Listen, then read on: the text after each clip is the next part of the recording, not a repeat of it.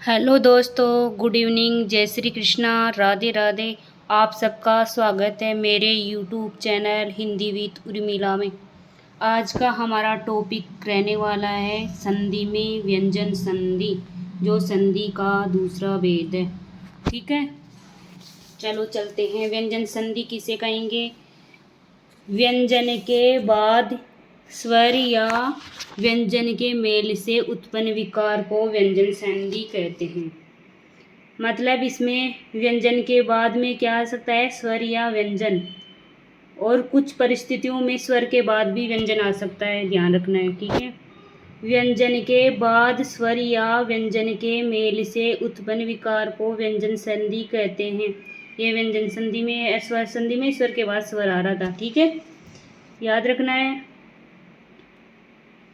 फिर आगे है इसके नियम है, जो ध्यानपूर्वक समझना है आपको। पहला नियम क्या है? यदि अघोष व्यंजन के आगे घोष व्यंजन आए तो अघोष व्यंजन घोष व्यंजन में परिवर्तित हो जाता है। अघोष व्यंजन के बाद घोष व्यंजन आए तो अघोष व्यंजन कौन से? प्रत्येक वर्ग का पहला और दूसरा और तीनों से होते हैं। क्या होते हैं? अघोष। और घोष व्यंजन कौन से होते हैं? प्रत्येक वर्ग का पहला, तीसरा, चौथा, पांचवा, अंतस्थ व्यंजन और है और सभी स्वर। ठीक है, यहाँ तक क्लियर। फिर उसके बाद घोष व्यंजन आए ना। यदि अघोष व्यंजन के आगे घोष व्यंजन आए तो अघोष व्यंजन घोष व्यंजन में परिवर्तित हो जाता है। ठीक है, फिर वो कैसे? अर्थात किसी वर्ग के प्रथम वर्ण के आगे घोष वर्ण आए तो प्रथम वर्ण अपने वर्ग के तीसरे वर्ण में परिवर्तित हो जाता है। वो कैसे? अब देखना, यहाँ मैंने समझाने के हिसाब से दिया है आपको ये वाला। ठीक है, जिस बच्चे ने मेरी वर्ण विचार वाली क्लास नहीं देखी है उसके लिए शॉर्ट में दिखाया मैंने। जिसको वर्ण विचार के टॉपिक कंप्लीट है ना, वो संधि को आराम से समझ पाएगा और कर पाएगा। इसमें अघोष कौन से होते हैं? अघोष वर्ण प्रत्येक वर्ग का पहला, दूसरा और तीनों से और है। ठीक है, और घोष कौन से होते हैं? प्रत्येक वर्ग का तीसरा, चौथा, पांचवा, अंतस्थ और है और सभी स्वर। ठीक है, अब इसमें क्या बताया है? अघोष के बाद घोष आए तो अघोष किस में बदलेगा? घोष में, क्योंकि ये वर्ग का कौन सा है? तीसरा है ना, तो घोष में आ रहा है ना वर्ग का तीसरा वर्ण। ये देखो, अब इसी प्रकार ये ऐसे समझो कि अगर शब्द के प्रारंभ में पहला वर्ण आए तो वो तीसरे में बदलेगा। अधिकतर आपको ये वाले पहले वाले वर्ण ही मिलेंगे, ये सेकंड वाले बहुत कम मिलेंगे ही नहीं। तो आपको इसको ऐसे समझना है, देखना। अब जैसे सड़ आनन आ गया ना, तो इसका टुकड़ा कैसे होगा? सट्टी धन्य आनन। तो सट्टी टे प्लस आ, मतलब व्यंजन के बाद में स्वर आ रहा है ना, तो टे कौन सा है? अघोष है, और आ क्या है? घोष है। तो टे किस में बदलेगा? घोष में। तो टे का घोष क्या होगा? डे। तो इस प्रकार हो गया सड़ानन। अब जी, सड़ानन का मतलब क्या होता है? कार्तिकेय होता है ना, 6 मुख वाले। फिर है अब जी किसे बोलेंगे? कमल को। अपे प्लस जय। ठीक है, इसके बाद में अपज किसका है? कमल का। अप यानी जल और जय यानी जन्म लेने वाला। ठीक है, यहाँ भी प्रत्येक वर्ग का पहला अक्षर है ना, तो पहला अक्षर है, और जय कौन सा है? तीसरा अक्षर है। तो अघोष और घोष दोनों आ रहे हैं, तो अघोष किस में बदलेगा? घोष में। तो यहाँ पे का ब हो गया। ठीक है, तीसरा वर्ण हो गया। यहाँ तक क्लियर। फिर चलो आगे चलते हैं।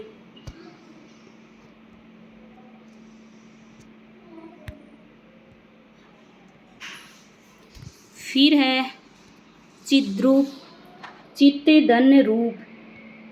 ते कौन सा है? अघोष। और रे कौन सा है? घोष। अंतस्थ है ना, ये रे लवे आ रहे हैं ना घोष में।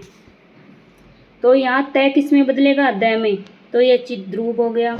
इसी प्रकार है तदुपरांत, तत्ते धन्य उपरांत, ठीक है। फिर है उद्यान, उत्ते धन्य यान। फिर है वागीश, वाग धन ईस। फिर है तद्रूप, तत्ते धन्य रूप। फिर है वागजाल, वाग धन्य जाल। फिर है दिग्भ्रम, दिक धन्य भ्रम, ठीक है। फिर आगे देखो सदुपदेश, सत्य धन्य उपदेश। फिर अब्द, अब्द प्लस द, अब्द का मतलब क्या होता है, बादल। अब यानी जल और द यानी देने वाला, मतलब पानी देने वाला कौन हुआ, बादल। जगदीश, जगत धन्य ईश। सदिच्छा, सत्य धन्य इच्छा। दिग्गज, दिग्गन गज्जी। वागदान, वाग धन्य दान। पंजाब, पंची धन्य आब, ठीक है। वागीश का मतलब क्या होता है, बताओ वागीश का मतलब क्या होता है। एक शब्द है वागीश और दूसरा है वागीशा। वागीशा का तो सबको पता होगा, कौन, सरस्वती माँ। और वागीश का मतलब बहुत कम बच्चों को पता होगा। कमेंट्स में बताना मेरे को क्या होता है, ठीक है। फिर है वागदान का मतलब क्या होता है, ये भी बताना, ठीक है। इसमें क्या होता है पहले नियम में कि कोई भी अघोष वर्ण आएगा और उसके बाद में घोष वर्ण आएगा, तो वो अघोष है ना घोष वर्ण में बदलेगा। अगर पहला है तो तीसरा वर्ण हो जाएगा, ठीक है। फिर चलो दूसरा है नियम। दूसरा नियम कौन सा है, ये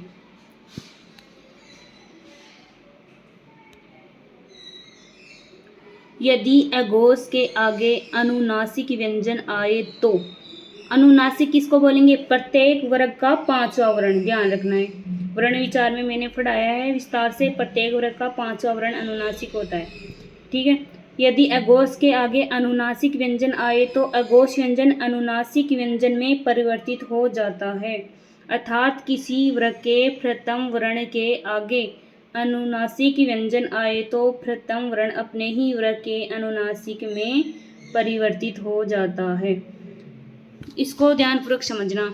अघोष के बाद में कौन सा है, प्रत्येक वर्ग का पहला, दूसरा और तीनों से के बाद में अगर अनुनासिक मतलब प्रत्येक वर्ग का पांचवा वर्ण, वर्ग कितने होते हैं, पांच होते हैं, है ना। उसका पांचवा वर्ण कौन सा होता है, अनुनासिक। अगर वो आए तो अघोष व्यंजन अनुनासिक में ही परिवर्तित होगा। वो फिर यहाँ बताए अर्थात किसी वर्ग का पहला वर्ण आए, मतलब प्रथम वर्ण आए तो आगे अनुनासिक व्यंजन आए तो प्रथम वर्ण अपने ही वर्ग के अनुनासिक में परिवर्तित हो जाएगा। वो कैसे देखना, यहाँ समझना इसको ढंग से। ये वाला, ये इधर क्या है, अघोष, क्या है, अघोष। और ये है क्या है, अनुनासिक। अब इधर अनुनासिक, इधर है अघोष के बाद अनुनासिक आएगा तो अघोष किस में बदलेगा, अनुनासिक में। अब जैसे पहला अक्षर आ गया उसके बाद में अनुनासिक आ रहा है तो पहला अक्षर अपने ही वर्ग के अनुनासिक में बदलेगा। क की जगह अण हो जाएगा, च की जगह हो जाएगा अण, और ट की जगह न, और त की जगह न, और प की जगह में, ठीक है। इसको इस प्रकार समझना है। फिर आगे देखो इसके उदाहरण, चलो उदाहरण देखते हैं इसके।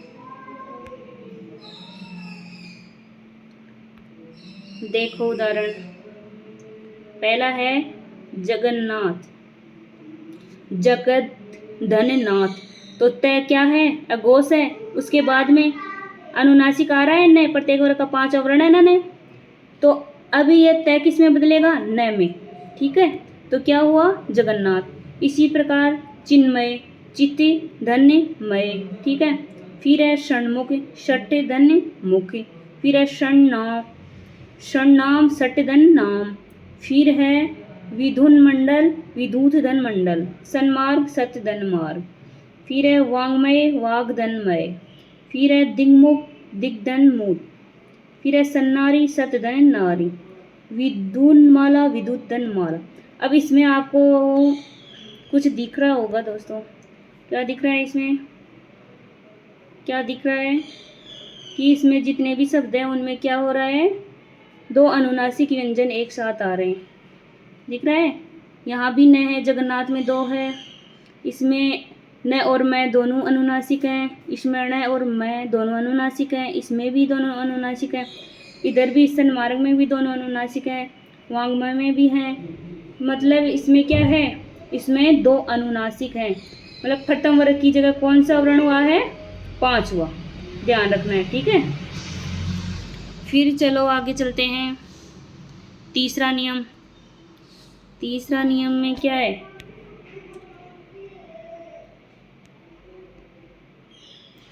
यदि तय द के बाद च छ में से कोई वर्ण आए, मतलब इन दोनों में से कोई सा भी वर्ण आए तो तय द च में परिवर्तित हो जाएंगे। और यदि तय द के बाद में ज ज आए तो ज में और ट ठ के बाद में ट आए तो ट ठ के बाद में आए तो ट में, और ड ड के बाद में आए तो ड में, और यदि ल आए तो ल में परिवर्तित हो जाता है। इसको विस्तार से देखो, इधर से समझो, उधर समझ में नहीं आया होगा आपको, इधर से समझो इसको ढंग से।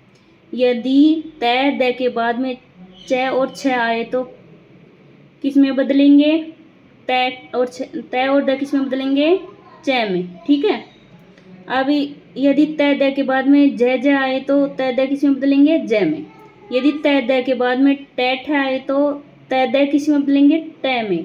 यदि तय द के बाद में ढ ढ आए तो तय द किस में बदलेंगे, ड में। यदि तय द के बाद में ल आए तो तय द किस में बदलेंगे, ल में ही। ठीक है, यहाँ तक क्लियर। अब देखो इसके उदाहरण, देखो सज्जन है, सती जन, सती धन जन हो गया है ना। तो इधर क्या है, तय द में से तय है ना, और इधर किस में है से है, इसमें से है ना, ज ज में से है ना, तो ज है, तो तय किस में बदलेगा, ज में। तो सज्जन हो गया, सती धन ज, जन का क्या हुआ, सज्जन। इसी प्रकार सच्चरित्र, सत्य धन चरित्र, तो तय द में से आ गया, सत में तय आ गया, और इधर च छ में आ गया च, तो तय किस में बदलेगा, च में, तो हो गया सच्चरित्र। ठीक है, अब इसी प्रकार इसमें उड्डयन है, उति धन डयन, फिर है तट्टिका, तत्ति धन टीका। कुल मिलाकर आपको ये ध्यान रखना है कि तय द के बाद में अगर ये वर्ण आए तो ये तय द के बाद में अगर च छ आए तो च में बदलेगा तय द, और तय द आए तो तय द के बाद में ज ज आए तो ज में बदलेगा, और तय द के बाद में ट ठ आए तो तय द किस में बदलेगा, ट में बदलेगा। तय द के बाद में ढ ढ आए तो तय द किस में बदलेगा, ड में बदलेगा, और तय द के बाद में ल आए तो तय द किस में बदलेगा, ल में बदलेगा। ठीक है, फिर इसमें देखना आगे और समझाऊंगी मैं आपको, याद कैसे रखते हैं ये भी बताऊंगी मैं। ठीक है,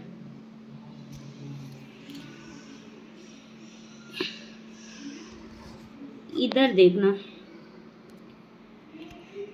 फिर है उल्लास, उति धन्य लास, फिर है सच्चिदानंद, सत्य धन्य चित्तानंद, या सत्य धन्य चित्त धन्य आनंद। फिर है उज्ज्वल, उति धन ज्वल, फिर है तल्लीन, तत्य धन लीन, फिर है उच्छेद, उति धन छेद, फिर है सच्चिन, उच्छिन उत धन छिन, फिर है जगत छाया, जगत धन छाया। ये तीन तो आपको याद करना है, वैसे इन तीन को तो याद कर लेना, वेरी इंपॉर्टेंट है। अब और जितने भी उदाहरण हैं इन तीन के अलावा, उनमें आपको दो व्यंजन एक जैसे मिलेंगे। जैसे उल्लास में ल 2 बार हो गया, सच्चिदानंद में च 2 बार हो गया, उज्ज्वल में ज 2 बार हो गया, तल्लीन में ल 2 बार हो गया। ठीक है, और पीछे वालों में देखना, अभी देख के आए ना अपन, उसमें देखना। अब नीचे देखो, ये देखो सज्जन में ज 2 बार है, और सच्चरित्र में च 2 बार है, उड्डयन में ड 2 बार है, और तट्टिका में ट 2 बार है। तो इसको अपन इस प्रकार याद रख सकते हैं। ठीक है, फिर चलो आगे, चलो फिर अपना चौथा नियम। चौथा नियम क्या कहता है, देखना, वेरी इंपॉर्टेंट है, यहाँ से क्वेश्चन आता ही आता है। चौथा नियम बहुत इंपॉर्टेंट है। ठीक है, ध्यान रखना है आपको। यदि तय दे के बाद से आए तो तय दे च में तथा से छ में परिवर्तित हो जाता है। और यदि तय दे के बाद है आए तो तय दे में और है दे में। अब देखना इसमें ऐसे समझना, यदि तय दे के बाद में से आ रहा है ना सलगम वाला, तो ये तय दे तो बदलेंगे किस में, च में, और से किस में बदलेगा, छ में। इसी प्रकार यदि तय दे के बाद है आ रहा है तो तय दे तो बदलेंगे द में, और है किस में बदलेगा, है बदलेगा द में। ठीक है, वो कैसे, उदाहरणों से देखो। सच्छास्त्र, सत्य धन शास्त्र। तय दे मतलब तय या दे में से तय आ रहा है ना, और बाद में से आ रहा है, तो तय किस में बदलेगा, इधर देखो किस में बदलेगा, च में, और से किस में बदलेगा, छ में। ये वाला तो क्या हुआ, सत्य धन शास्त्र का क्या हुआ, सच्छास्त्र। इसी प्रकार उच्छिष्ट उत्तिधन शिष्ट, तच्छीव तत्धन शिव, उच्छ्वास उत्तिधन श्वास, उच्छृंखल उत्तिधन श्रृंखल, उद्धृत उत्तिधन धृत। ठीक है, फिर है उद्धरण उत्तिधन हरण, तद्धित तत्धन हित। ओके, इसमें मैं आपको मतलब याद करने के हिसाब से ही लेके आती हूँ मैं, ये वाले छोटे छोटे बना के लाती हूँ। अगर ये आपको याद नहीं हो ना, ये कहानी जो लिखी हुई है इधर 2 पंक्तियों में, तो आपको सिर्फ ये वाला याद रख लेना है। ठीक है, क्या रखोगे याद, यदि तय दे के बाद में से आए तो तय दे तो बदलेंगे च में, और से बदलेगा छ में। फिर है तय दे के बाद अगर है आए तो तय दे तो बदलेंगे द में, और है किस में बदलेगा, ध में।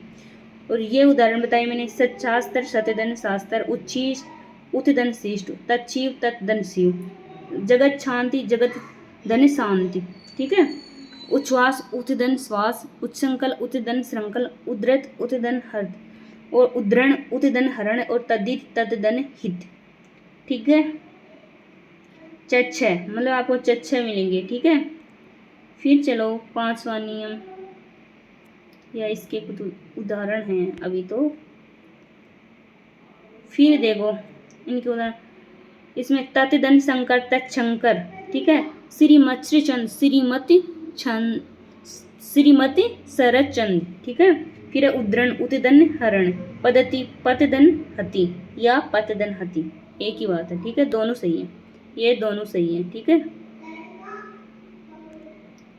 ये दोनों सही है, ये वाले। ठीक है, फिर है 5वां, क्या कहता है अपन को, ये 5वां नियम है इसका, यदि हैस्व स्वर के बाद, हैस्व स्वर जानते हो ना, कौन सा, ए ई उ री के बाद में क्या आए, छ आए तो छ के पूर्व में च का आगमन हो जाता है। समझ गए, वो कैसे, ये मैंने याद करने के हिसाब से बनाई है, हर नियम में बनाई है मैंने, शॉर्ट ट्रिक। ठीक है, जैसे ए ई उ री के बाद में छ आ रहा है, तो इन दोनों के बीच में क्या आ जाएगा, च। ठीक है, वो कैसे आएगा देखना, जैसे ई धन छा, तो इधर क्या है, स्वर है, और इधर क्या है, च है ना, छ है ना, ई धन छा में क्या है, छ है, उधर स्वर है, तो बीच में किसका आगम होगा, च का। यही तो बताया, यदि स्वर के बाद च आए तो छ से पूर्व च का आगमन हो जाता है। ठीक है, यदि रहस्व स्वर के बाद छ आए तो च से पहले क्या आएगा, च। ठीक है, ईदन छा इच्छा, छत्रिदन छाया छत्री छाया, तरुदन छाया तरु छाया, वृक्षदन छाया वृक्षाया, प्रतिछवि प्रतिदन छवि प्रतिछवि, अनुच्छेद अनु दन छेद में अनुच्छेद, सौ दन छंद में स्वच्छंद, मातृ धन छाया में मातृछाया, परिच्छेद में परिदन छेद, आच्छादन में आदन छादन। मतलब स्वर के बाद में, रहस्व स्वर के बाद में अगर छ आ रहा है तो छ से पहले च का आगमन हो जाता है। यही है। ठीक है, सरल नियम में एक बार समझ में आ गया तो आ गया। फिर है 6वां नियम, क्या है 6वां नियम, यदि शब्द में स के तुरंत पहले वर्ण में ई उ ए में से कोई स्वर आए, मतलब ई उ ए में से ही, मतलब इन तीनों में से ही कोई स्वर होना चाहिए, तो संधि विच्छेद करते समय, या समझना, संधि विच्छेद करते समय स में परिवर्तित हो जाता है, मतलब मूर्धन्य से दंत्य से में परिवर्तित हो जाता है। ठीक है, अब देखो इसकी शॉर्टकट, यहाँ कहाँ, यहाँ। यदि ई उ ए के बाद दंतीय से आए तो दंतीय से का परिवर्तन मूर्धन्य से में हो जाएगा। वो कैसे होगा, वो आगे देखना। ठीक है, चलो आगे देखते हैं। आगे देखेंगे तो अब देखो, अभिषेक, अभिधन से, तो किस में परिवर्तित हुआ ये, मूर्धन्य से दंत्य से में, है ना, और दंत्य से मूर्धन्य से में। ठीक है, अभिधन से अभिषेक, विषम विधन सम विषम, निषाद निधन साध, निषेचन निधन सेचन, सुस्मिता, सुस्मिता मतलब अच्छी अच्छी वाली, विषाद विधन साध, अनुसंगी अनुदन संगी। इसमें क्या है, इस नियम में ये है दोस्तों,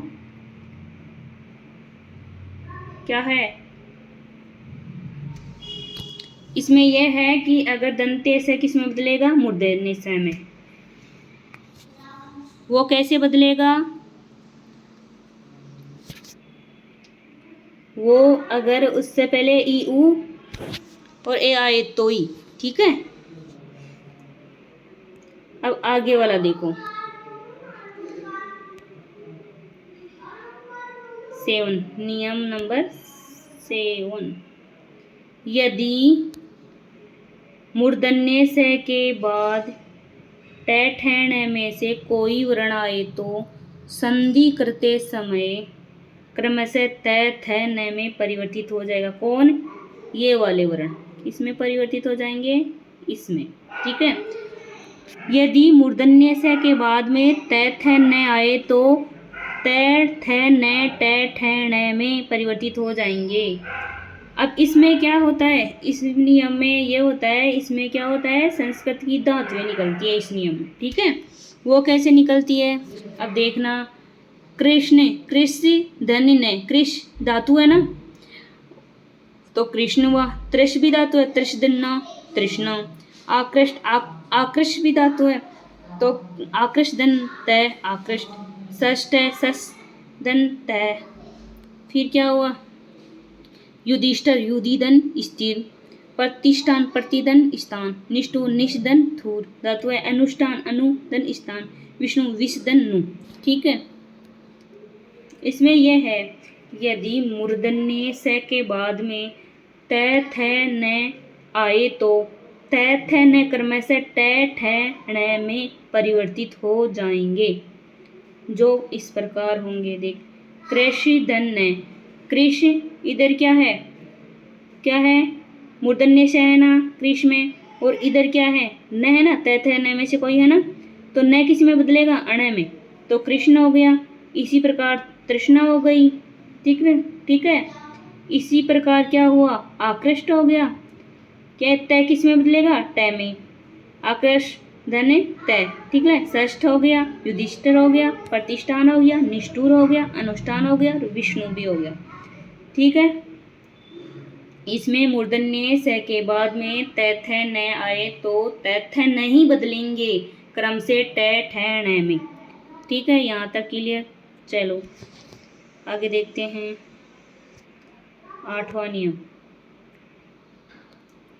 अब इसमें क्या है, यदि मैं के बाद, यदि मैं के पश्चात अंतस्थ, अंतस्थ कौन सा, यह रेलव है, या उसमें से है आए तो मैं अनुस्वार में परिवर्तित हो जाता है। अब इसमें यह है कि यदि मैं के बाद में अंतस्थ और उसमें व्यंजन आए ना, तो मैं किस में बदलेगा, अनुस्वार में। वो कैसे बदलेगा, देखो, सम्य धन योग, तो इधर क्या है, मैं है, और मैं के बाद में क्या है, अंतस्थ है ना ये, तो यह मैं किस में बदलेगा, अनुस्वार में, तो हो गया संयोग। इसी प्रकार संहार, मैं के बाद में है क्या है, उसमें है ना, तो मैं किस में बदलेगा, अनुस्वार में। इसी प्रकार संहार, मैं के बाद में क्या है, स है ना, उसमें व्यंजन, तो मैं किस में बदलेगा, अनुस्वार में। इसी प्रकार संयम, सम धन यम, तो इसमें क्या है, यह हलंत नहीं आएगा, इसमें ध्यान रखना, लग गया मेरे से। फिर है संयम में मैं के बाद में यह है, अंतस्थ है। फिर संस्मरण में मैं के बाद में क्या है, उसमें व्यंजन है।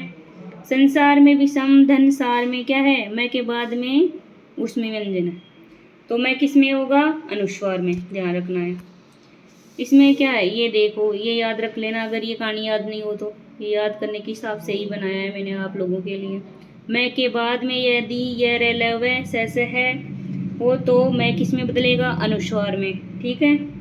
संयोग, संहार, संसार, संयम, संस्मरण, ये इसके उदाहरण हैं। फिर चलो नियम नंबर 9। नियम नंबर 9 इम्पोर्टेंट है। इसमें क्या है, यदि मैं के पश्चात निरनुनासिक, निरनुनासिक मतलब प्रत्येक वर्ग के पांचवें वर्ण को छोड़कर सभी वर्ण क्या होते हैं, निरनुनासिक आए, तो मैं बाद वाले वर्ण के अनुनासिक में परिवर्तित हो जाता है। अब ये समझ में नहीं आ रहा तो ये समझो, यदि मैं के बाद में निरनुनासिक मतलब प्रत्येक वर्ग का पांचवा वर्ण छोड़कर आए, तो मैं किस में बदलेगा, अनुनासिक में। वो कैसे, सम धन कर, तो सम क्या है, मैं है, और कै क्या है, निरनुनासिक है, तो अनुनासिक में कै बदलेगा, तो कै किस में बदला, अणे में, तो शंकर हो गया। इसी प्रकार संधि, समदन दी, मैं किसने बदला, नय में, संधि हो गया।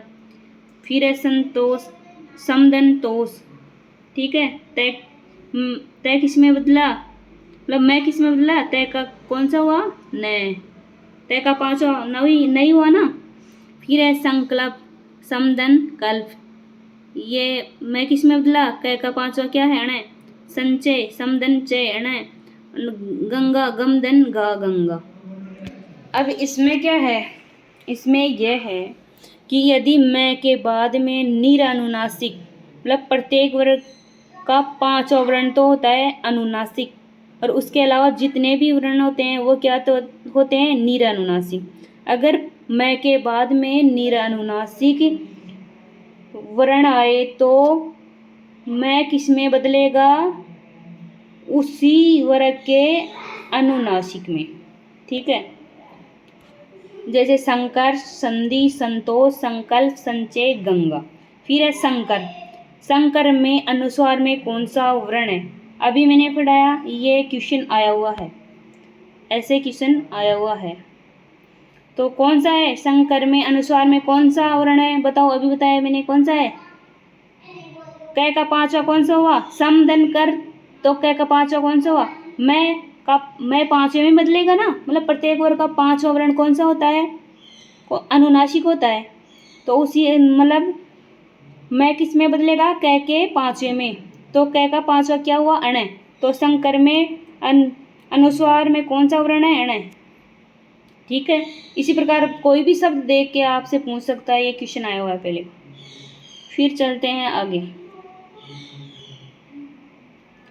नियम नंबर 10।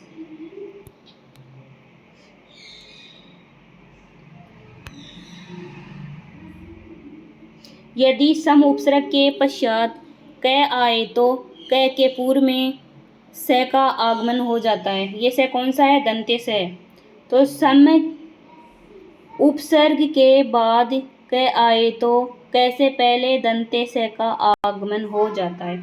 वो कैसे होता है, सबसे सरल नियम है ये, सम धन कार, तो इधर क्या है, सम उपसर्ग के बाद में कै है ना, कार में कै है, तो इससे पहले क्या आ जाएगा, दंत्य स, तो संस्कार हो गया।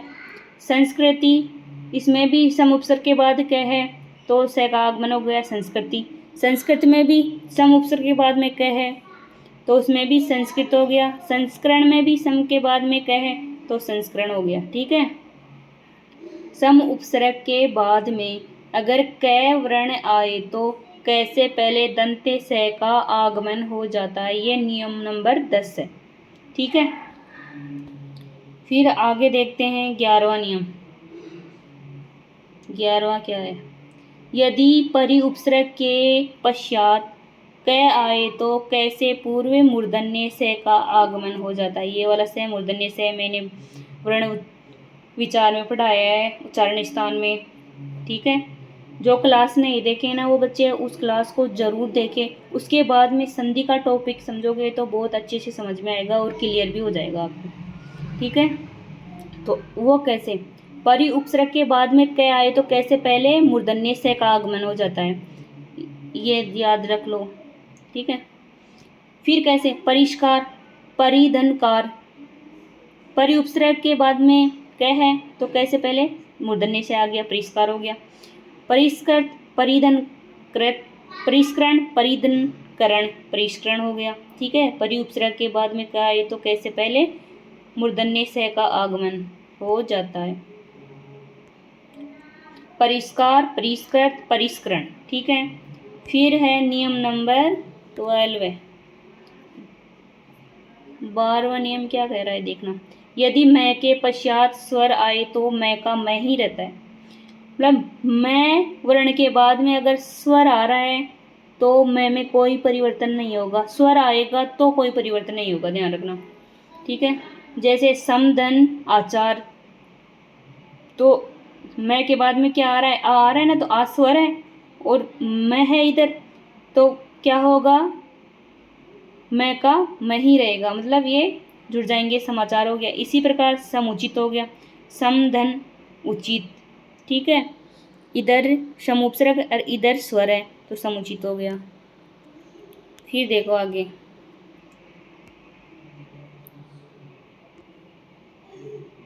फिर है समादर, समधन आदर। सम में मैं है और इधर आ क्या है? स्वर है, तो ये मैं का मैं ही रहेगा, हो गया समादर। फिर है समाहार, समधन आहार। इसमें क्या है? सम उपसर्ग के बाद में अगर स्वर आए तो मैं का मैं ही रहेगा, मतलब सम उपसर्ग क्या? मैं के बाद में। यदि मैं के बाद में कोई भी स्वर आए तो मैं में कोई परिवर्तन नहीं रहेगा, वो ऐसे कैसे ही जुड़ जाएगा, जैसे समादर, समाहार। ठीक है, अब एक नोट है, उसको ध्यानपूर्वक देखना है। यदि शब्द में तय के तुरंत आगे एगोश वर्ण, एगोश मतलब प्रत्येक वर्ग का पहला दूसरा वर्ण और तीनों से आए तो संधि विच्छेद करते समय तय द में परिवर्तित हो जाता है। तय किसमें? द में। ठीक है, तो इस प्रकार संसद प्लस सत्र, तो संसद सत्र मतलब तय द में परिवर्तित हो रहा है ना संधि विच्छेद करते समय। संसद काल, संसद धन काल, विपत काल, विपत्ति धन काल, उत्कर्ष उदिधन कृष। ठीक है, उत्कर्ष इम्पोर्टेंट शब्द है। इस प्रकार हमारा व्यंजन संधि का चैप्टर हुआ खत्म। ठीक है, अब इसमें क्या है? आप कहोगे मैम आपने पढ़ा दिया, हमारी याद ही नहीं होता। तो वो याद करने का तरीका भी मैं आपको बता रही हूँ। आपको क्या करना है कि मैंने 12-13 नियम पढ़ाए आपको, तो आपको क्या करना है?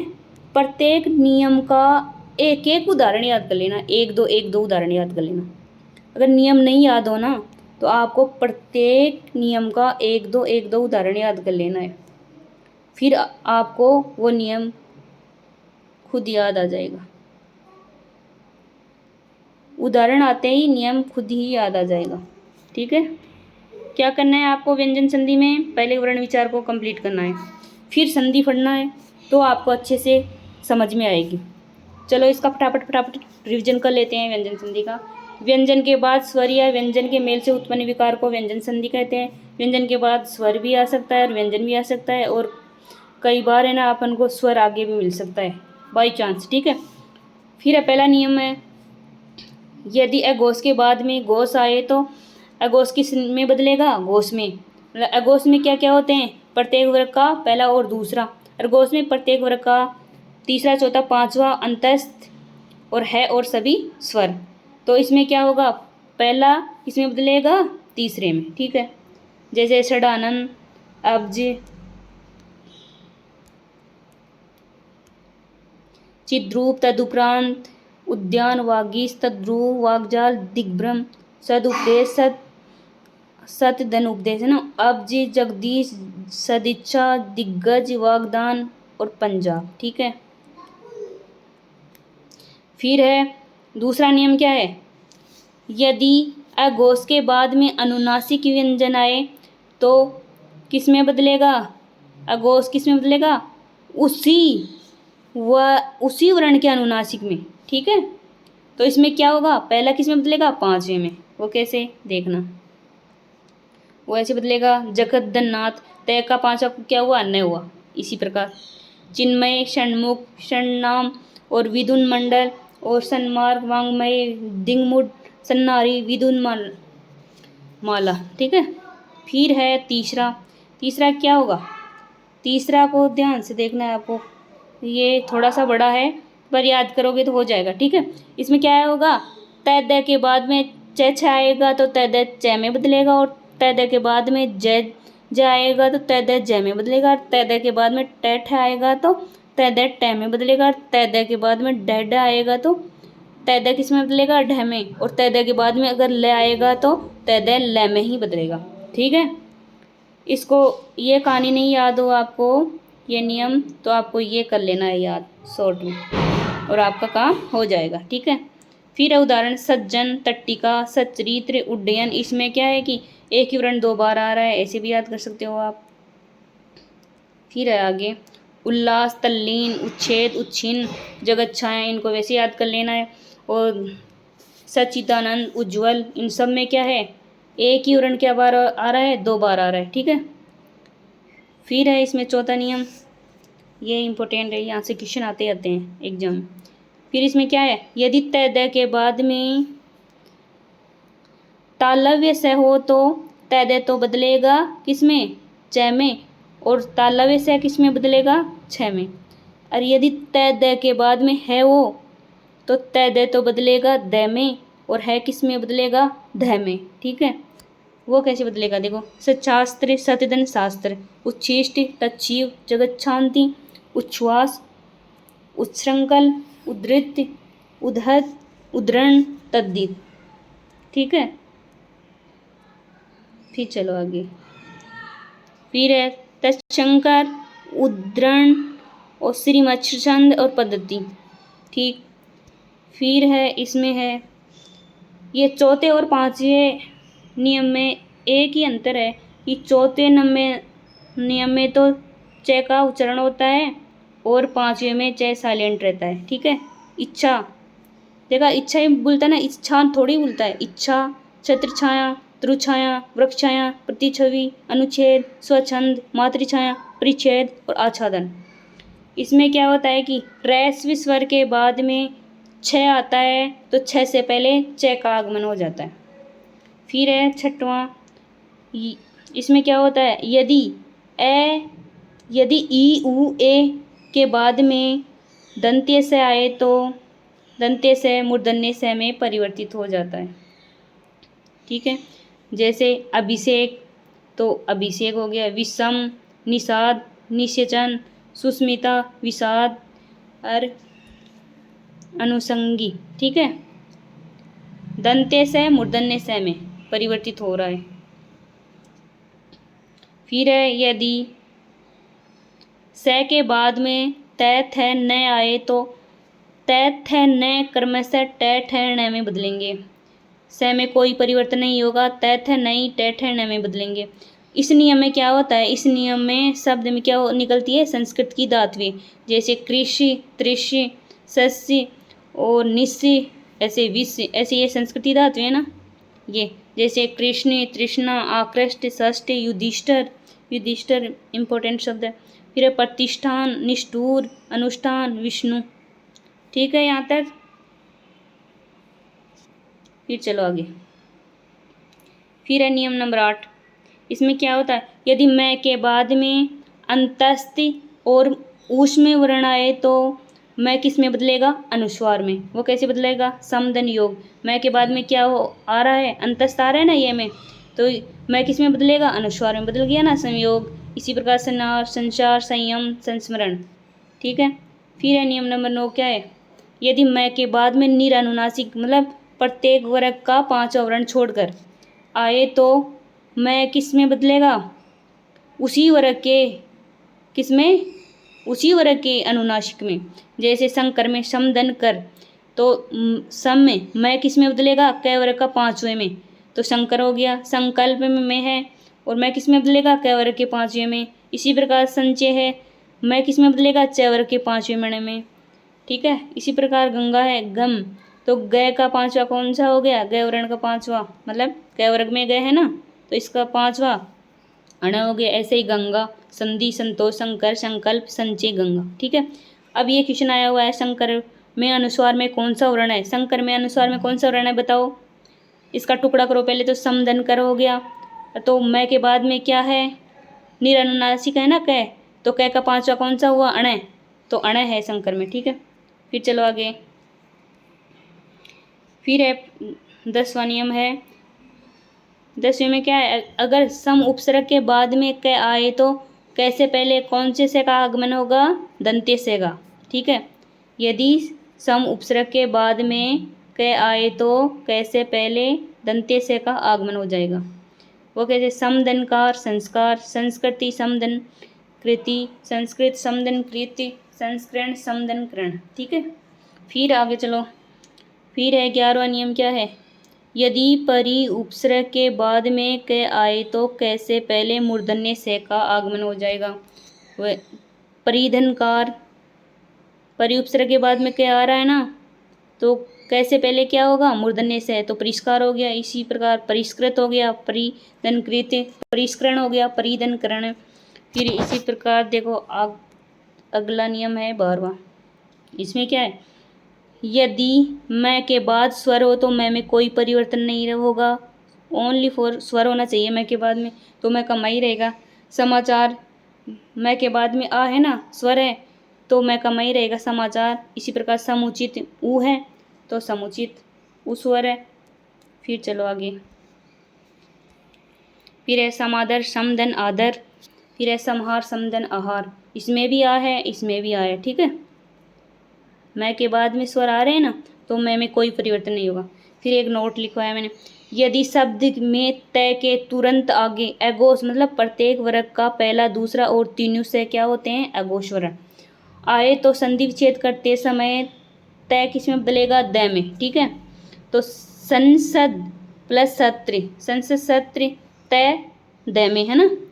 संसद काल, विपद काल, उत्कर्ष, उदिदन कर्ष, विपदन काल, संसद काल और संसद धन सत्र, ऐसे। ठीक है। इस प्रकार दोस्तों हमारा व्यंजन संधि का चैप्टर हुआ कंप्लीट। आपको बार बार दोहरान करना है, अभ्यास करना है किसी भी पुस्तक से, समझ गया आपको। ठीक है। राधे राधे, जय श्री कृष्णा, बाय बाय।